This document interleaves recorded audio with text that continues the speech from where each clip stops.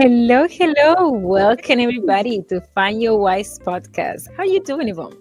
I I am. love our intro. I do too. We're always dancing. Always. We say Yeah. this so much, but it's true. We do. Love it. Yes.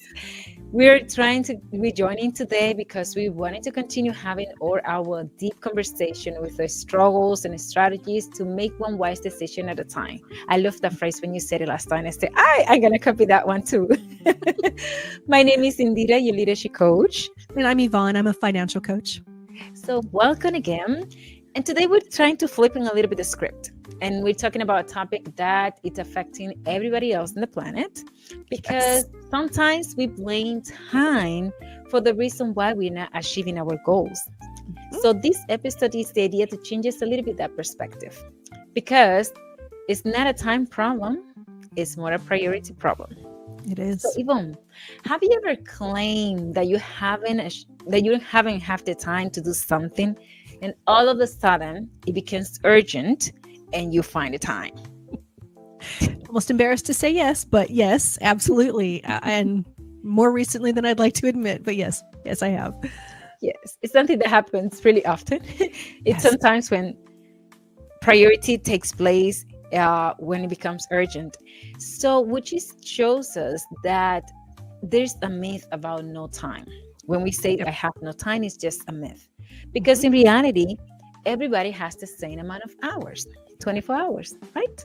So, and even a study said that most people only invest 2.8 hours of true productivity throughout the day.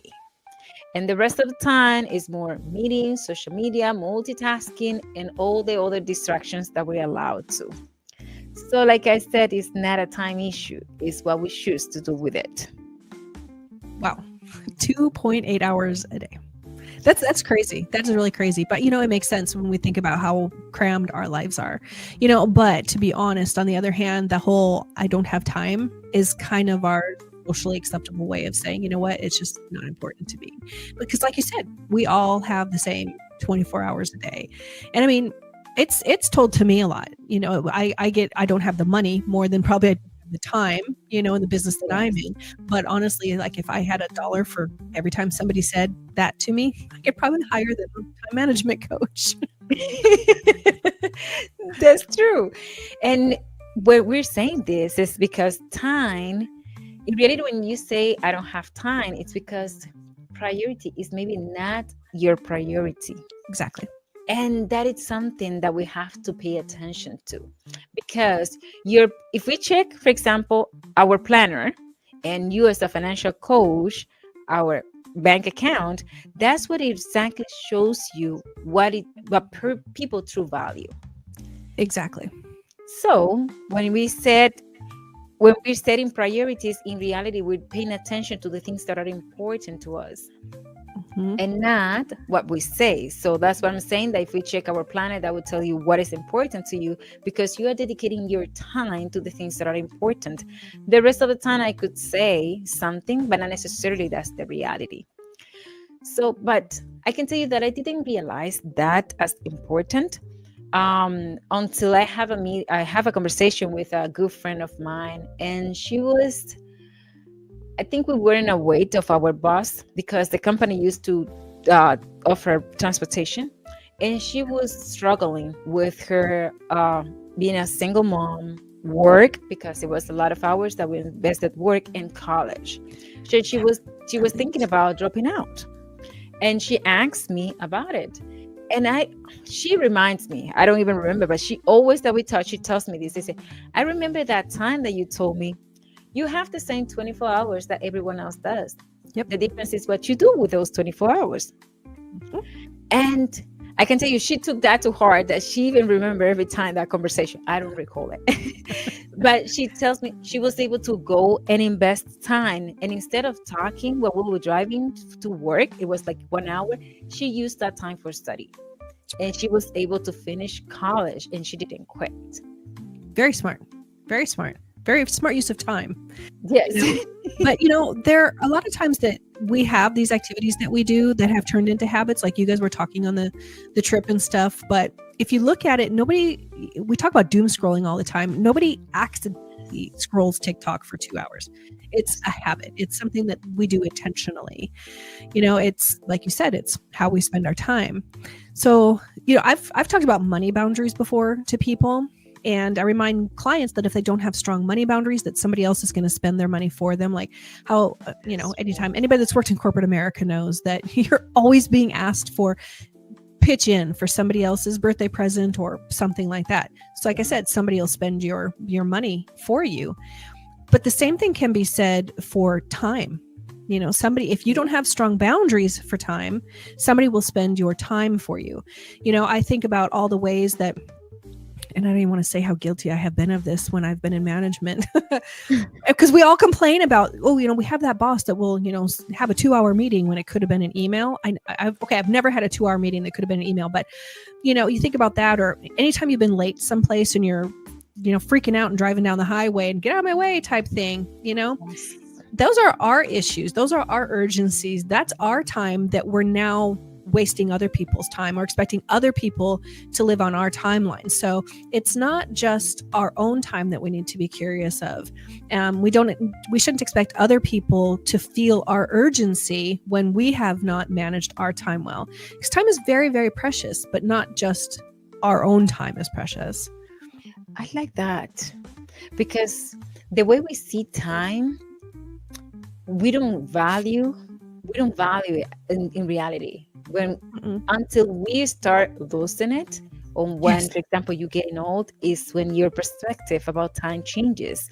And that's when it comes, for example, that we pay more attention for the things that are meaningful instead of urgent. So to your point, sometimes we are focusing on the things that are getting in a rush, being on time, or do something. But sometimes we invest that time in things that are not as meaningful. Because, and that reminds me, I remember that episode stuck in my mind from a conference that I saw from Stephen Covey. And it's a very well-known It is. I love it. yes. When he did that conference, he invited a very busy woman from the corporate world, to do an exercise. He gave her many stumps, and those rocks represent the things that are meaningful for her. And then he gave it a bucket full of pebbles. And the idea was, in that bucket full of pebbles, she had to put the rocks. The problem was that it couldn't fit. She tried, and then he gave it, let me give you another bucket, and change perspective. So she put all the rocks that represent the things that are important for her, like, for example, her health, family, purpose, relationships. And then after she did that, she then put all the pebbles, and she balanced it, and everything fits. So that gave me a very important lesson. And it's that it's not necessarily that we don't have the time. It's that we fill our life with so many urgent things and things that are insignificant, that when there's moment to dedicate for the things that are meaningful, we already used it, most of it. So, yeah. True. I love that exercise. Like you said, it's a very well-known exercise, but it's well-known because it's pertinent. It makes so much sense when you think about how many times we have said yes to all of these little things that actually take up, even if we're thinking it's not taking up a massive amount of time, but if you do enough of them, little things, it's taking up a lot of time, and it leaves you less time for the bigger, more important things. And for some reason, we said this numerous times in other episodes, that we wear busyness like a badge or a medal of honor or something. And a lot of times, if you think about it, it kind of can just go back to sometimes we just have really bad boundaries, like I was saying before. Yeah, we start relying on that, I'm so busy, but it often means I just don't know how to say no. And it is really hard to say no to people sometimes. We don't want the backlash. We don't want to be judged as, a team player, not a whatever. So it can be really hard. Sometimes you just don't even know what matters to you anymore, especially, I know, we talk about personal situations sometimes. I was a single mom. My kids are grown now. And I know that you have a husband, but your kids are there with you right now by yourself. So you're juggling that also. So it can be really difficult to have to say no, especially to our kids when they want to do things and stuff. So it can be hard. We have to really decide what matters. But, something that you can do is to ask yourself, what would my schedule look like if I used my time purposefully instead of when I'm always in a panic? Because it's not always about just getting a whole bunch of more things done. It's getting the right things done. And we always wonder why we're exhausted at the end of the day or we haven't got things done. It's because being in panic mode or being in an urgent state, it's going to burn you out when it's done all the time. That is so true. And that impacts not just personal life, also in our work environment, because the fact of, for example, setting boundaries, it's so important. And maybe we tag one episode with the other and things are very similar because the idea is to give us, let's say, the tools to be able to surpass those things and have that sense of awareness. And like we said in another episode, this also resonates with us. For example, you're trying to develop your own business and it requires a lot of time. You have your personal life, you have your kids, you have a lot of activities. But the thing is, what is really meaningful for you? And there's even one episode before that you were having through a process that, okay, we can pause this week and we put the recording and let's focus on the things that are important at that moment. And sometimes we have to also put a stop sign and think. And it's hard because we think that if the world continues running, we're going to fall behind. Right. And that's the fear of missing out. So I wanted to bring you some strategies that you can do to work in your time, that you can take action. And one of the first things is to have awareness. And how you can do that, you can do a time audit. For example, you can track your time for 1 week, and that will give you an understanding of where your time is going. And you might be surprised. I think we'd all be very surprised. Yes. But something that you can do with that is at the end of the week, when you see kind of where your time has gone, test yourself and ask yourself, okay, if I had to repeat this week for the rest of the year, would I be getting closer to the goals that I have for myself? Wow. You dropped the mic. This is such a powerful exercise because that will help you to develop not just awareness. It helps you develop what I'm investing my time is really something that really is going to take me where I want to go. Yep. I'm going to do that. I'm going to give you that perspective. It's something that I kind of actually had to recently do. And that's why my schedule got a lot tighter, because you and I have been talking about fitting all these other things in that we need to do. And that is part of it, is because I've had to tighten up my schedule. And there's something else you can do. And I really like this one. I actually might need to start implementing this.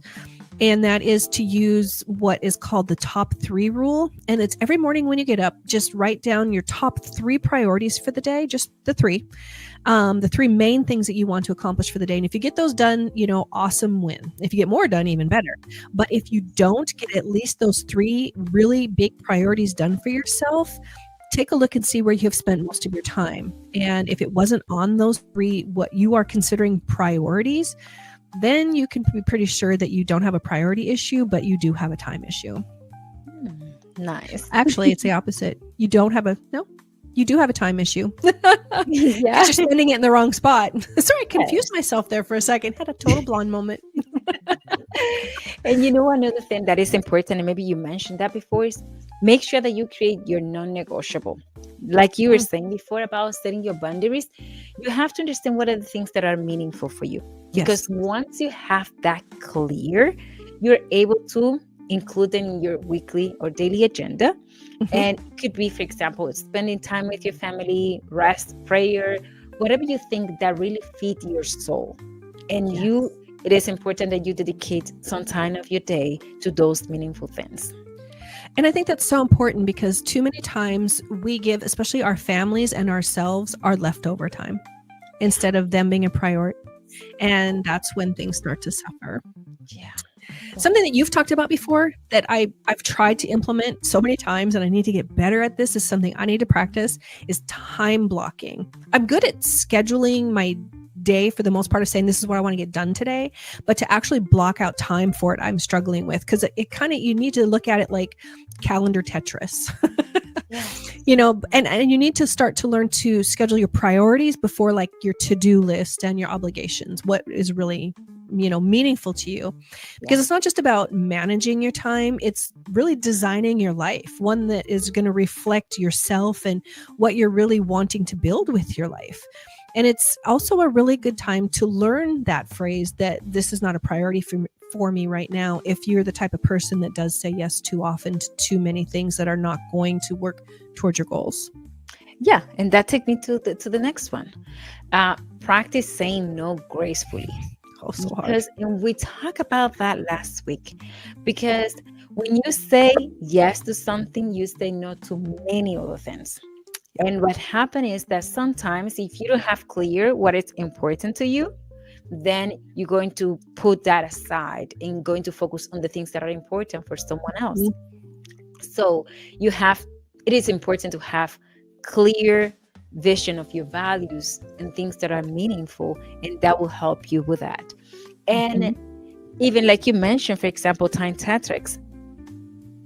Once you do it and you start doing it, you're going to start adjusting.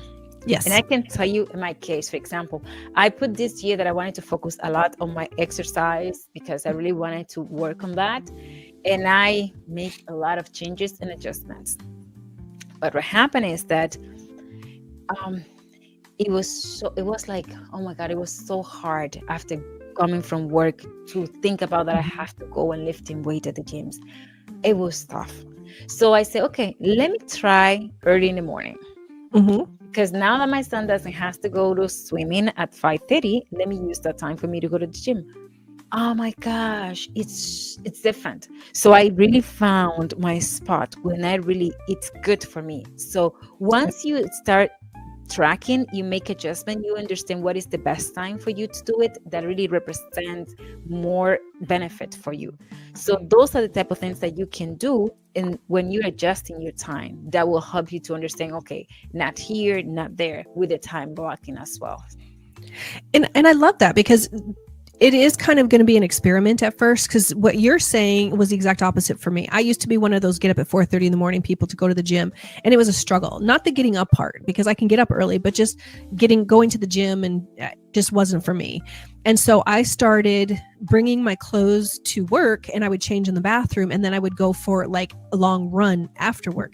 That was perfect for me, because then it just helped me release everything of the day, and then I could get on with my evening. So it can definitely be something that you need to experiment with. Yes. And it's the same thing, for example, organizing your schedule, organizing your activities, and always, if it's possible, invest time first on the things that are more important to you, because you can have the best of yourself and your energy to dedicate to those things. Absolutely. Love it.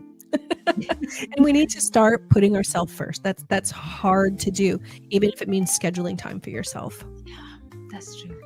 Yeah, it's really important to understand that you get to set your own priorities, but in order to reach the goals that you need to reach, you need to stop doing things that aren't going to help you reach them. That's going to be super important. And it's not just about time, it's about your entire life.